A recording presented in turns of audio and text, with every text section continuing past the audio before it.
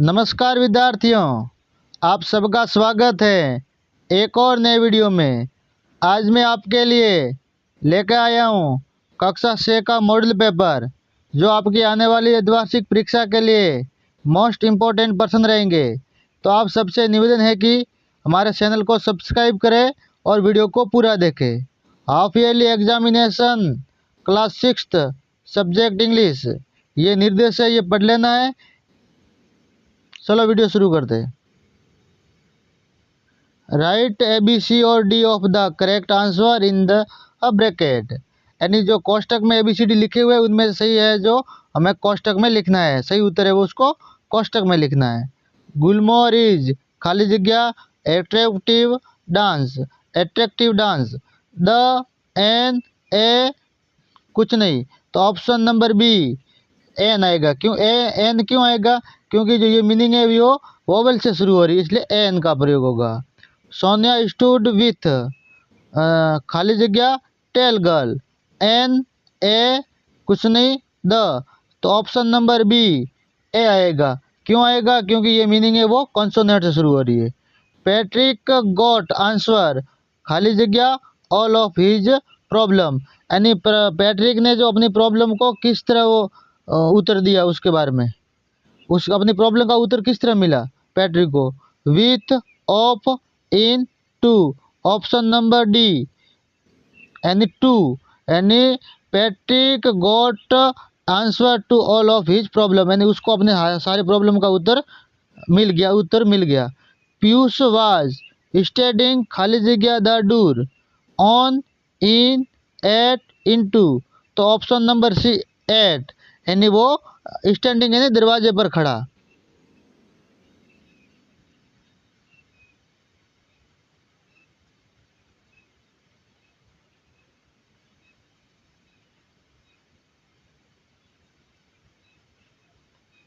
हाँ, the tree was खाली जगह then the house, old, oldest, older, olding, option number C older.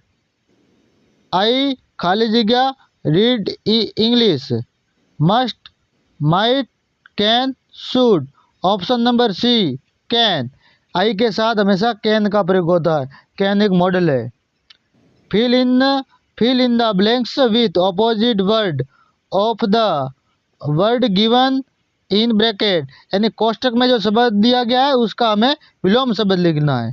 Finally the खाली जगह day of school arrived first, यानी जो स्कूल का आने के लिए कौन सा दिन था?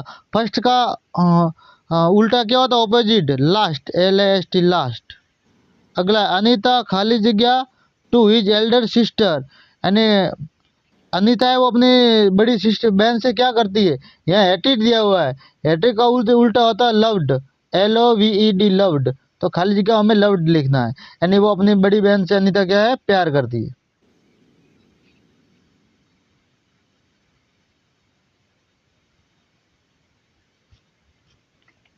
इन the fill in the following blanks choosing the correct homophones. Homophones का अर्थ होता है समान अर्थ वाले शब्द। द, दे खाली जगह now, no, to her family background, यानी वे अपने फैमिली के बैकग्राउंड के बारे में जानना चाहता है, तो इसके जगह नो आएगा, नो, KNOW, नो आएगा। करीना इट्स खाली जगह बीट, बीट डेली, यानी बीट आएगा या बीट आएगा, तो एक बीट का अर्थ होता है बीट, बीट यानी पीटना, और एक होता है बीट यानी चुकंदर, BWT आएगा इसमें, क्या आएगा? BWT। Rearrange the following jumbled word to make meaningful sentence. Jumbled का अर्थ है उल्ट सुल्ट जो वाक्य दिए हुआ उनको हमें सही व्यवस्थित करना है, तो इसमें लिखो नेचर, वी, एंजॉय, शुड, तो सबसे पहले हमें लिखना है वी, उसके बाद लिखना है शुड, उसके बाद लिखना है एंजॉय, उसके बाद नेचर, यानी वो हम प्राकृतिक जो वस्तु होती है उनका, प्रकृति का एंजॉय, आनंद ले रहे। इसमें not, Salma, do, lie, her, to friend, तो इसमें सबसे पहले सलमा लिखना है, फिर डू, फिर नॉट, फिर लाई, फिर टू, फिर हर फ्रेंड। ठीक है, ये जो मैंने बोला ये याद रखना।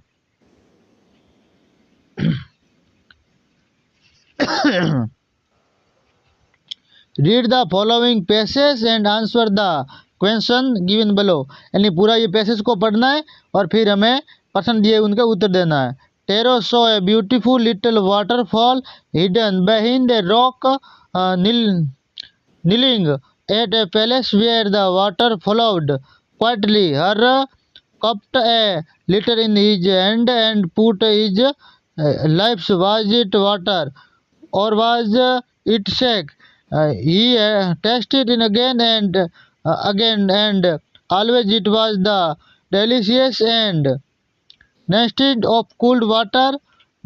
Taro quickly filled the uh, Peter he had, which him and hurried home. The old man was the delighted with the shake after only one swallow of the liquid, and stopped shivering, and did little dance in the middle of the floor. यानी tarot जब उस झरने से जो कुछ पानी की गिरने की आवाज़ सुनाई देती तो वो वहाँ जाता है, जाकर वो चेक करता है तो उसको महसूस होता है कि ये तो कुछ अलग है। वो टेस्ट करता है तो उसको शेक लगता है, ठीक है, स्वादिष्ट शेक। फिर वो अपने घर पे लेकर आता है तो अपने पिता को देता है, तो पिता ने उसको पीकर उसके पिता के वीडियो में जान आ जाती है और फिर वो अपने आंगन में डांस करने लग जाते हैं।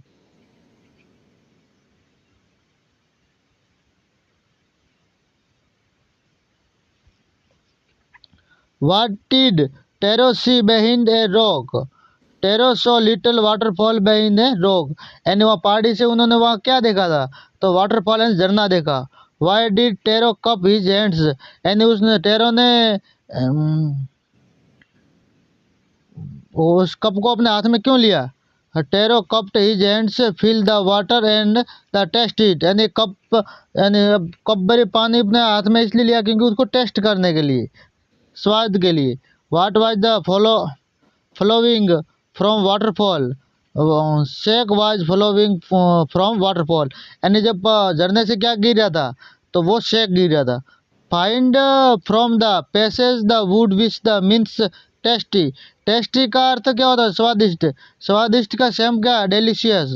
डेलिशियस डेलिशियस का अर्थ भी स्वादिष्ट होता है और टेस्ट का भी स्वादिष्ट होता है, ठीक है। आगे देखो, suppose you are Vidu, you are the suffering from fever, write an application to your headmaster requesting is to grant you leave for 2 days। यानी आपका नाम विदु है और आपको एक बुखार आने के लिए आपको बुखार आ रहा है और आपको अपने प्रधानाध्यापक को एप्लीकेशन लिखनी है और 2 दिन की छुट्टी के लिए। चलो, to the headmaster government upper primary school Lalpura Chanchaur, यानी जो अपनी स्कूल होती है अपने जो अपनी स्कूल का नाम लिखना है, ठीक है। Sir, most respectfully I beg to say that I am suffering from fever. The doctor advise me to bed rest from 2 days, so I can not come to school from 2 days। यानी सविनय निवेदन आपसे है कि मुझे बुखार आ रहा है और डॉक्टर ने मुझे सलाह दी है कि आप 2 दिन रेस्ट करो, इसलिए मैं 2 दिन स्कूल नहीं आ सकता। Kindly grant me leave for 2 days, यानी इसलिए आपसे निवेदन है कि मुझे 2 दिन का अवकाश प्रदान करावे। Thank you, yours obediently Vidu, class 6th। ठीक है।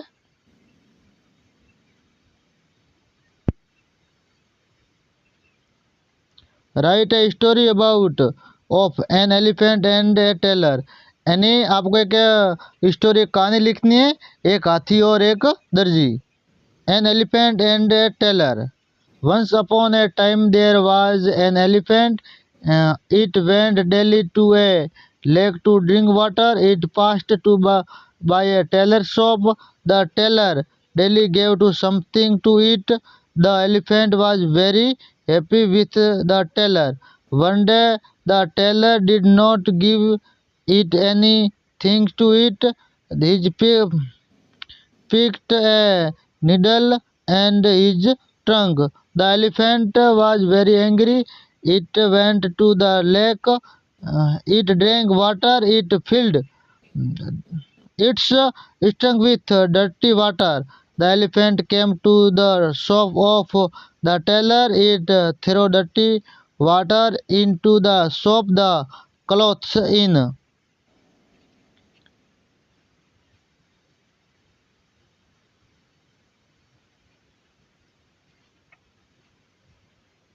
The shop became dirty. The tailor was the punished. He was very sad. Moral tit for tat, यानी इसमें ये बताया गया है कि एक दर्जी और एक हाथी होता है। तो हाथी रोज पानी पीने के लिए वहाँ उसकी दुकान से आगे से जाता है और दर्जी उसे कुछ खाने के लिए देता है। एक दिन कुछ नहीं देता है और उसको सूंड के अंदर सुई डाल देता है। तो फिर वो हाथी क्रोधित हो जाता है और झील में से गंदा जल लेके आता है और पूरी दुकान को खराब कर देता है। इसका अर्थ होता है टीट फॉर टैट, जैसा जैसे को तैसा।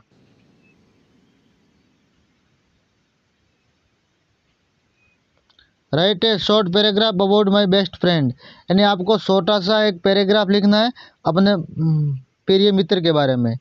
माई best friend, all are student of my school are my friends but Anil is my best friend, यानी सारे स्कूल है वो सब मेरे दोस्त है परंतु अनिल मेरा सबसे अच्छा मित्र है। He comes regularly to school, वो रोज हमेशा स्कूल आता है। He is a simple boy, एक साधारण लड़का है। He is not proud, he is respect his teachers, यानी उसके ऊपर प्राउड का यानी वो और वो अपने सारे दोस्त अध्यापकों का रेस्पेक्ट करता है। Teachers love him, his nature is very good, यानी वो एक अच्छी उसकी आदत है। He has no bad habit, उसकी कोई बुरी आदत नहीं है। ही हेल्प्स एवरीवन, यानी सबकी प्रत्येक की वो सहायता करता है। ही इज वेरी ऑनेस्ट, वो एक अच्छा ईमानदार है। He is good player of football, वो एक अच्छा खिलाड़ी है फुटबॉल का। He plays football in the evening, he is good speaker, यानी एक वो स्पीकर यानी भाषण बोलने वाला। He has won many prize, यानी वो हमेशा अच्छी मनी पैसे जीतता है। Last month I was ill, यानी पिछले महीने में मैं बीमार था। ही डेली कम टू सी मी, यानी वो रोज मुझे देखने के लिए आता था। He helps me very much, वो मेरी सहायता हमेशा करता था, बहुत सहायता करता था। He is very faithful to me, यानी वो हमेशा मेरी बहुत देखभाल करता है मेरी। तो आज के वीडियो में इतना ही। आपको वीडियो पसंद आया होगा तो अपने दोस्तों को शेयर करो और चैनल को सब्सक्राइब करें। मिलते हैं अगले नए वीडियो के अंदर।